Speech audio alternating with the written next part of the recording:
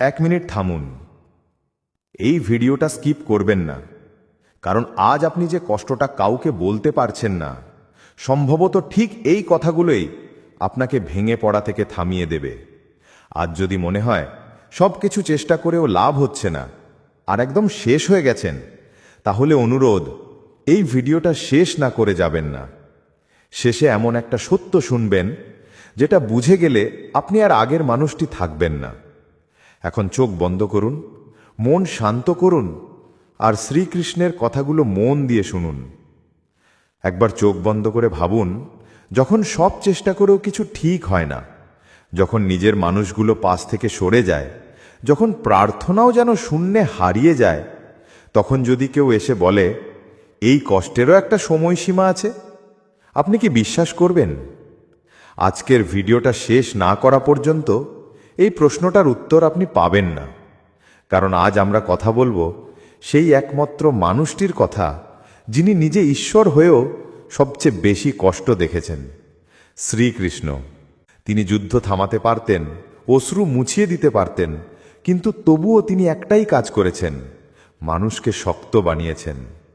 আজ যদি আপনার জীবনটা ভেঙে পড়ছে, এই কথাগুলো আপনার জন্যই। আপনি কখনো ভেবেছেন ভালো মানুষদের জীবনেই কেন বেশি কষ্ট আসে? অর্জুন কোনো অন্যায় করেননি, তবুও মহাভারতের যুদ্ধক্ষেত্রে তার হাত থেকে গান্ডীব পড়ে গিয়েছিল। তিনি বলেছিলেন, হে কেশব, আমি যুদ্ধ করতে পারছি না। এই এক লাইনের ভিতরেই লুকিয়েছিল ভয়, অসহায়তা আর হারানোর গভীর যন্ত্রণা।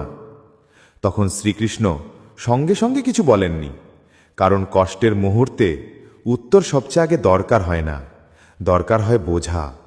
খারাপ সময় আসে শাস্তি দিতে নয়, খারাপ সময় আসে প্রস্তুত করতে।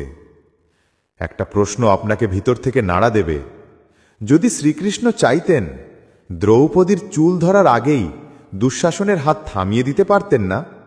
তবু কেন থামালেন না? কারণ যদি অন্যায় কখনো চোখে না পড়ে, তাহলে ন্যায় জন্মায় না। শ্রীকৃষ্ণ জানতেন এই কষ্টই এমন একটা যুদ্ধ তৈরি করবে যেটা শুধু কুরুক্ষেত্রে নয়, মানুষের বিবেকের ভেতরে চলবে। আজ আপনার যে কষ্ট, সেটাও এমন এক প্রস্তুতি যার ফল আজ না হোক, আগামীকাল আপনার পুরো জীবন বদলে দেবে। এখন শ্রীকৃষ্ণ শেখানো 5টি সূত্র মন দিয়ে শুনুন। প্রথম সূত্র, প্রশ্ন করুন, অভিযোগ নয়। অর্জুন অভিযোগ করেননি, তিনি প্রশ্ন করেছিলেন, আমার করণীয় কি? প্রশ্ন পথ দেখায়, অভিযোগ আপনাকে আটকে রাখে। আজ নিজেকে প্রশ্ন করুন, এই কষ্ট আমাকে কি শেখাতে চায়? দ্বিতীয় সূত্র, ফল ছেড়ে দিন, কাজ ধরুন। গীতা বলে, কর্ম করুন, ফল ছেড়ে দিন। কারণ ফল আপনার নিয়ন্ত্রণে নেই, কিন্তু চেষ্টা আপনার নিয়ন্ত্রণে আছে। মনে রাখবেন, অধিকাংশ দুশ্চিন্তা জন্মায় ফল নিয়ে অতিরিক্ত চিন্তা থেকে। তৃতীয় সূত্র, নিজের শক্তিকে ভুলে যাবেন না। শ্রীকৃষ্ণ কখনো বলেননি আমি তোমার হয়ে যুদ্ধ করব, তিনি বলেছেন তুমি করো। কারণ ঈশ্বর সাহায্য করেন আপনার হাত দিয়েই। আপনি দুর্বল নন, আপনি শুধু নিজের শক্তিটা ভুলে গেছেন। চতুর্থ সূত্র, নিজেকে কখনো একা ভাববেন না।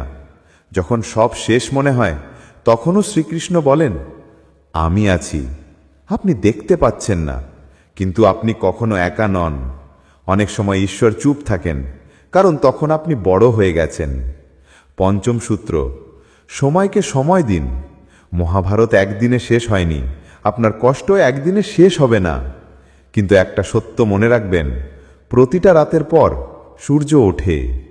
আজ যদি আপনার জীবনে চাকরি না থাকে, সম্পর্ক ভেঙে যায়, টাকা, সম্মান বা শান্তি হারিয়ে যায়, একটাই কথা মনে রাখবেন, এই অবস্থা আপনার শেষ নয়, এটা আপনার নতুন শুরু। শ্রীকৃষ্ণ কখনো বলেননি কষ্ট আসবে না, তিনি বলেছেন কষ্টে ভেঙে পড়বেন না।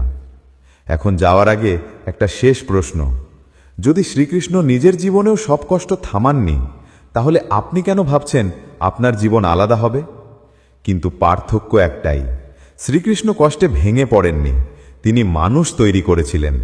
আজ যদি আপনার জীবন ভেঙে যায়, তাহলে সেটাকে শেষ ভাববেন না, কারণ ভাঙার শব্দ না হলে শক্ত হওয়ার গল্প তৈরি হয় না। এখন একটাই অনুরোধ, যদি এই কথাগুলোর একটাও আপনার বুকের ভিতর নাড়া দেয়, তাহলে এই ভিডিওটা লাইক করুন। এটা শুধু একটি লাইক নয়, এটা আরেকজন ভেঙে পড়া মানুষের কাছে এই কথাগুলো পৌঁছে দেওয়া। এখন কমেন্টে লিখুন, আমি শক্ত হচ্ছি। এই কথাটা লিখে নিজেকেই প্রতিজ্ঞা দিন। আর যদি চান এমন কথা, এমন শক্তি, এমন শান্তি নিয়মিত আপনার জীবনে আসুক,